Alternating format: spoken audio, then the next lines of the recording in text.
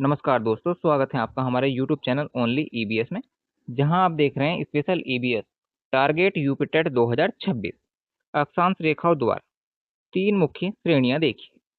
तो पहला देखिए, आप देखेंगे उष्णकटिबंधीय क्षेत्र।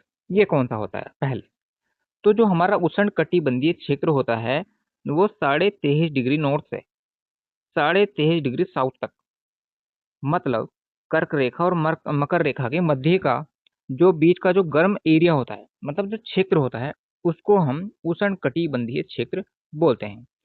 अगर हम बात करें घास की, तो यहाँ पर 3 से 4 मीटर लंबी घास उगती है। नेक्स्ट देखिए, आता है फिर शीतोष्ण। ठीक, मतलब शीतोष्ण एरिया। तो जो हमारा शीतोष्ण एरिया होता है, दोनों गोलार्धों में 23.5 डिग्री से 66.5 डिग्री अक्षांश के बीच का, मतलब जो 66.5 डिग्री है अक्षांश के बीच का, मतलब मध्य अक्षांश क्षेत्र जो होता है, जहाँ घास छोटी व पौष्टिक होती है, उसको शीतोष्ण कटिबंधीय कहते हैं। ठीक, अगर हम बात करें कटीली झाड़ियों की, तो अत्यंत शुष्क, जहाँ अत्यंत गर्म इलाका होगा, जैसे गर्म रेगिस्तानी क्षेत्र होगा, जहाँ तीव्र गर्मी व कम वर्षा हमेशा, वहां पर कटीली वनस्पतियां क्या है पाई जाती हैं। आगे देखिए, यदि वीडियो अच्छी लगे तो लाइक करें, सब्सक्राइब करें और कमेंट करें। बाकी आप देखिए एक बार सीरीज, बहुत ही मज़ा आएगा इस उसमें। और पीडीएफ का लिंक आपको डिस्क्रिप्शन बॉक्स में अवेलेबल है, वहाँ पर आप जाकर डाउनलोड कर सकते हो और वहाँ से अपना रिवीजन कर सकते हो। चलिए देखते हैं आगे। अब हम बात करते हैं किसकी? तो जो उष्ण कटिबंधीय हमारे घासीय स्थल हैं, हम उनकी बात करते हैं, ट्रॉपिकल ग्रासलैंड्स की। चलिए देखते हैं। पहली बात, आपको ये पता चल गया है कि उष्णकटिबंधीय जो क्षेत्र है वो कहाँ से कहाँ तक है। तो जो 23.5 डिग्री नॉर्थ से 23.5 डिग्री साउथ के बीच का जो पोल है, वो है एरिया है हमारा, उसको हम क्या बोलते हैं? उष्णकटिबंधीय क्षेत्र बोलते हैं। सूरज की सीधी किरणें किरणें पड़ने के कारण यहाँ तापमान जो है वर्ष भर अत्यधिक गर्म रहता है। यहाँ पर जो सूर्य की रेखाएं हैं, किरणें हैं, वो सीधी पड़ती हैं, तो यहाँ पर टेम्परेचर अधिक होता है। यहाँ घास की काफी ऊंचाई, लगभग 3 से 4 मीटर की ऊंचाई तक बढ़ सकती है। ठीक है। और हम बात करें अफ्रीका का सवाना घास स्थल। कौन सा? अफ्रीका का सवाना। इसका सबसे प्रमुख उदाहरण है। ये याद कैसे करने हैं वो मैं बताऊंगा अभी। ठीक, थोड़ी सी ट्रिक के साथ। ट्रिक कुछ नहीं होती, थोड़ा सा माइंड में ऑब्जर्व करना है, रियलाइज करना है। ठीक, चलिए देखते हैं। अब हम देखते हैं, ये भी आपके याद हो जाएंगे, इतना कोई बड़ी बात नहीं है। ठीक, पहले ये तीन है हमारे, ये देखिए। अगर हम बात करें पूर्वी अफ्रीका की, तो कौन सा है? सवाना। ठीक, और ब्राजील की बात करें तो कंपोज, और वेनेजुएला की बात करें हम तो लानोस। ठीक, ब्राजील कंपोज और वेनेजुएला लानोस। वेनेजुएला जो है वो लानोस है। ठीक, और ब्राजील जो है वो कंपोज है, और अफ्रीका क्या है? हमारा सवाना। आगे देखिए, समझ में आएगा, घबराओ मत आप। ये हमारा मतलब हम जो भूल जाते हैं, और जैसा मान लिया किसी ऑब्जेक्टिव में 4 ऑप्शन में कोई घास के मैदान दे दी, तो हम वहां क्या हो जाएंगे? हम ऑफ्लेक्स हो जाएंगे, मतलब क्वेश्चन में डाउट हो जाएगा। तो डाउट करने वाली कोई बात नहीं है, आपको याद होगा पक्का। चलिए देखिए, ये देखिए पहले आप देखिए हमारा शीतोष्ण कौन सा? शीतोष्ण घास स्थल, टेम्परेट ग्रासलैंड। चलिए देखिए, तो शीतोष्ण का जो हमारा शीतोष्ण का जो एरिया है वो आपको पता चल गया है कौन सा है। दोनों गोलार्ध में 23.5 डिग्री से 66.5 डिग्री अक्षांश के मध्य जो क्षेत्र है उसको हम शीतोष्ण अक्षांश बोलते हैं। सूरज की तिरछी किरणें पड़ने के कारण यहाँ का मौसम सामान्य और सुहाना रहता है।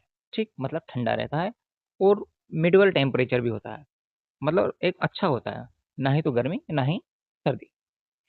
अनुकूल जलवायु के कारण यहाँ पर पाई जाने वाली घास आमतौर पर छोटी और अत्यधिक पौष्टिक होती है। ध्यान रखेंगे, यहाँ पर जो घास है वो छोटी होती है।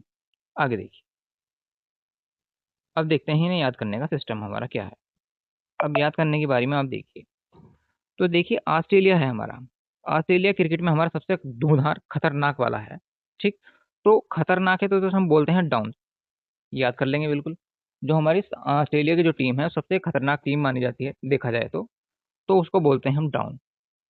फिर हम बात करें हम अफ्रीका की, तो अफ्रीका को कह दीजिए बेल्ट।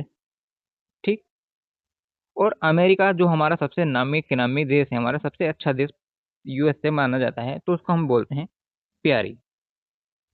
ठीक, तो इसलिए अगर हम बात करेंगे हमारा एशिया, तो एशिया में याद हमारा स्टेपिज। ठीक, और बाकी अर्जेंटीना, पैम्पा। तो इसको थोड़ा सा इस तरीके से याद कर लेंगे। मतलब ऑस्ट्रेलिया तो हो गया हमारा डॉन, और अफ्रीका हो गया उसका बेल्ट। ठीक, और अमेरिका हो गई प्यारी, और अर्जेंटीना पंपा। और हम भाई एशिया में रहते हैं, तो एशिया का हमारा stapes. Step by step, step by step, इस तरीके से हम थोड़ा सा रिलेट करके क्या करते हैं, याद कर लेते हैं। चलिए देखते हैं आगे। अब हम बात करते हैं किसकी, कटीली झाड़ियों की। थर्ड टॉपिक है हमारा कटीली झाड़ियाँ, थ्रोनी ब्रसेस। चलिए देखते हैं। देखिए कटीली झाड़ियों का की जो विशेषता है वो देखिए, यह मुख्य रूप से अत्यंत मतलब शुष्क रेगिस्तान जैसे प्रदेशों में पाई जाती है। शुष्क रेगिस्तान, उष्ण कटिबंधीय रेगिस्तान आमतौर पर महाद्वीपों के पश्चिमी किनारों पर स्थित होते हैं।